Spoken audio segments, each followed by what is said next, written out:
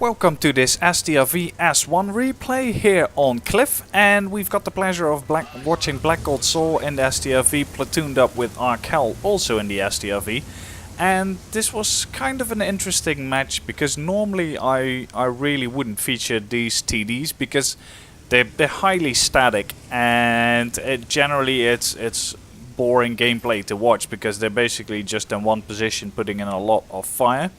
But this one was at least mildly entertaining, and it's a good match in terms of damage and the effectiveness the effective tanks these TDs can be if the enemy just gives you all the advantages and all the time and room to work with.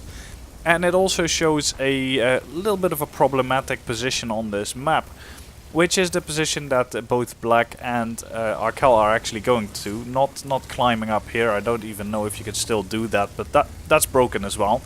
But the position at the back here with this bush cover, they can relatively effectively shoot both on the hill, in the middle, and on the right hand side. So it's if you find one or two of these TDs here, it becomes very difficult to push on these three flanks on the map, and the only resort you have is to push around the lighthouse hill, which is a bit of a useless flank, especially at the start of the game, because usually you just have two sets of heavies from each side and that end up facing off there, or they face off in the south, well, on the minimap, the left hand side. And it just ends in a big stalemate. So usually what the good players will want to do is that they'll focus around the middle of the map and then try to basically put shots down to all the flanks on the map and try to orchestrate the breakthrough of the stalemate going on in the south and the north. I call it the south and the north basically because that's what it is when you're playing, but yeah, it's left and right. But anyway, besides the point, at the start, Black here doesn't have too many shots. It's difficult to hit these guys in the middle when they're not pushing up far enough.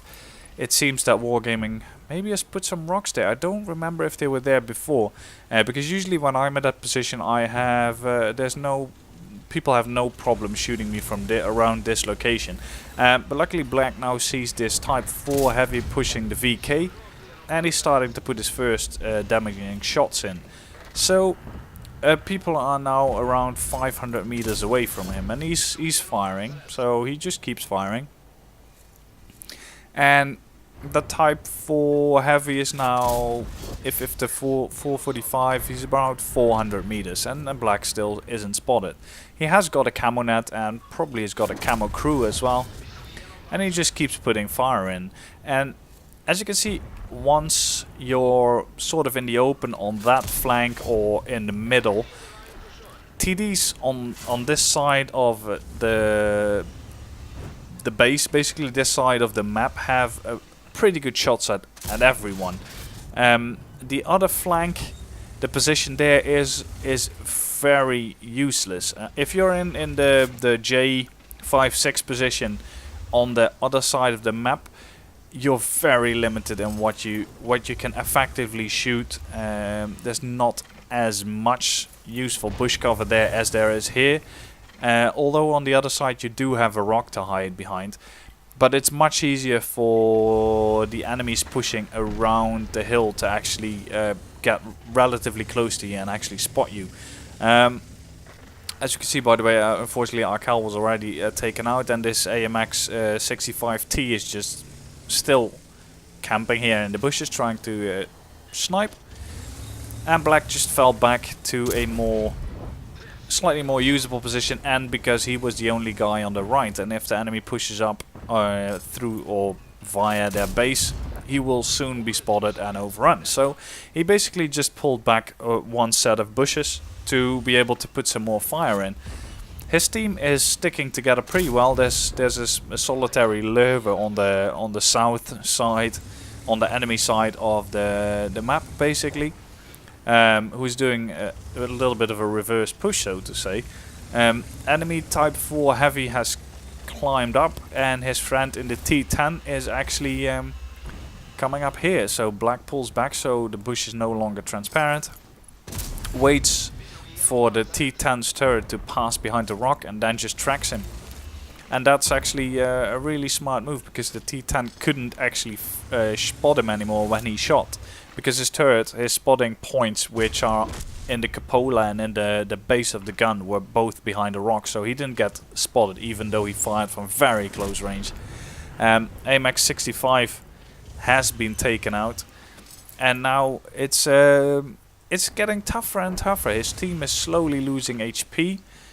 And even though they've got the tank advantage, the enemy has got the positional advantage, because they basically control pretty much all flanks.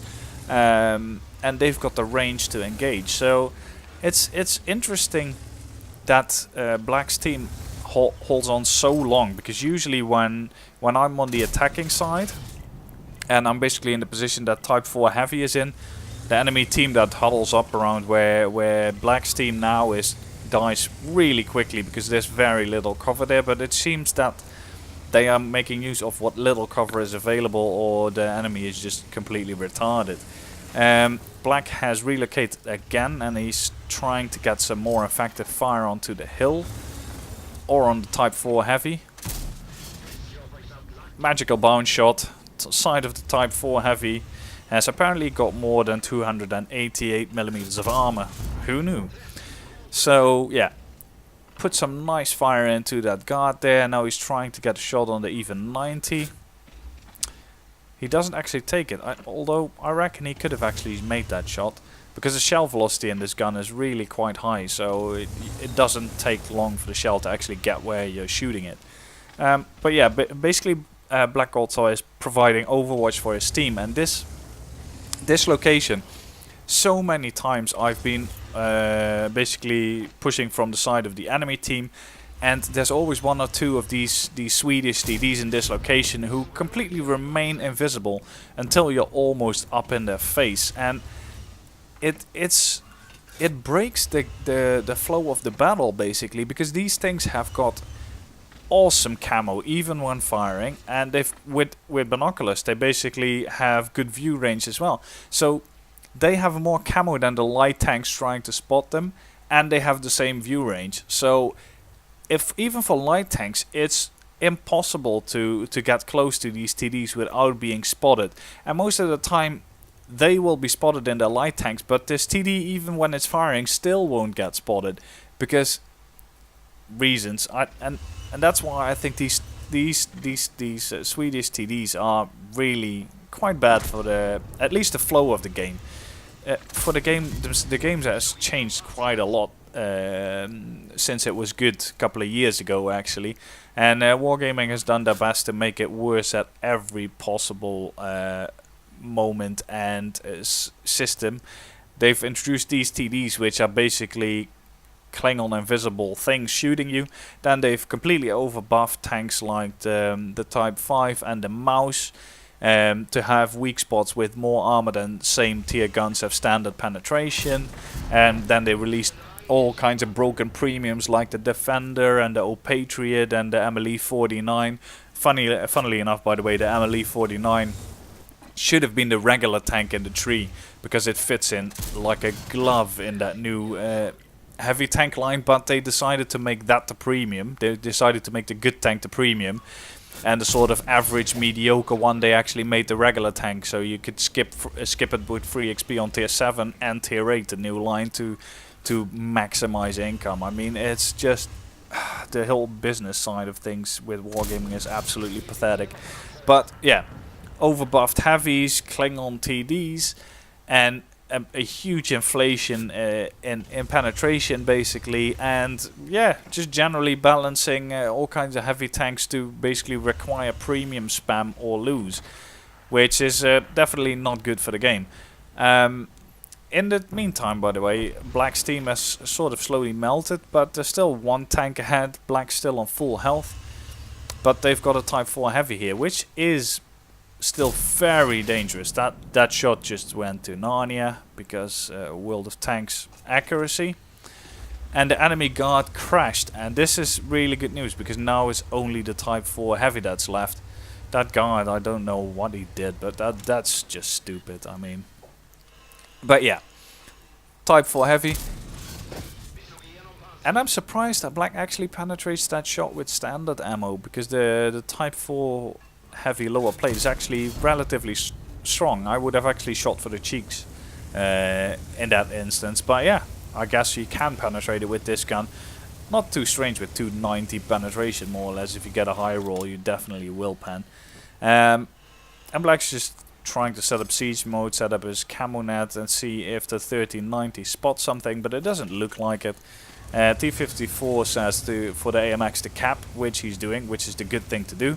And Black here asks if he can kill the Type 4 Heavy, because he needs a little bit more damage for his TD mission for the T-55A.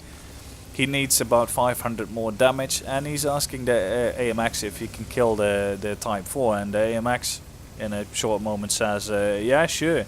WZ of course doesn't reply. He's asking the WZ as well, who is spotting but not really doing much else. And Black should have actually set up here, because I think he can shoot from there. There's no need to drive so far forward, but as we can see, the Type 4 Heavy actually spots him through 2 sets of solid bushes, because spotting mechanics in this game. WZ fires at him, I think, but luckily Black just gets 10 damage, enough to actually get his mission. I mean, yeah, GG whoever fired at this Type 4 Heavy and trying to rob Black of the mission. But yeah, all in all, really effective match. So let's take a look at the results. So there we go, results for the S1 match from Black Gold Saw. He got an ace tanker obviously, and the high caliber for all the damage he did. He managed to get 1386 base XP for 6000 damage, more than anyone on both teams did. So yeah, he did carry the match in terms of damage for certain. I mean, in terms of play, it's hard because it's such static gameplay, and if the enemy had played differently, had been maybe a bit more aggressive towards his base, it would have ended very differently. But as it is, the enemy played way too passively, played long range, and that's the last thing you want to do if the enemy has an S1 that you don't want to give him long range, especially not with that camo. So it all worked out for Black and Arkel, even though Arkel didn't do that much. He got very unlucky. He didn't do anything at all, actually. Oh. He did do some spotting. But yeah. Anyway, Black 6k damage, about a k almost spotting. And yeah, he didn't fire, I think he fired 1 premium shot. Maybe 2. I can't remember exactly, so he made a 50k profit without a premium account. He's playing without a premium account nowadays. So that's also why he isn't shooting that much gold. Most of that was from a very large distance, but that's how you play these TDs. So yeah, even though it was a static match, I found it highly entertaining because I don't have any of these TDs myself. So it's interesting to see sort of how they play, because it gives me an opportunity to judge the situation better when I'm playing against them in a light tank, for instance, and I sort of know their capabilities. And I know their limits, and it's always good to see these positions at the back of the map that I very rarely use myself as well, because I play mostly light tanks, so I'm always at the front line. But it's always good to see these kind of positions where you could potentially get in your light tank to spot the enemy from. But for spotting, they're a bit more tricky. But yeah. I did enjoy the replay, so hopefully you did as well. If you did, feel free to rate it, subscribe to the channel, and see you guys next time.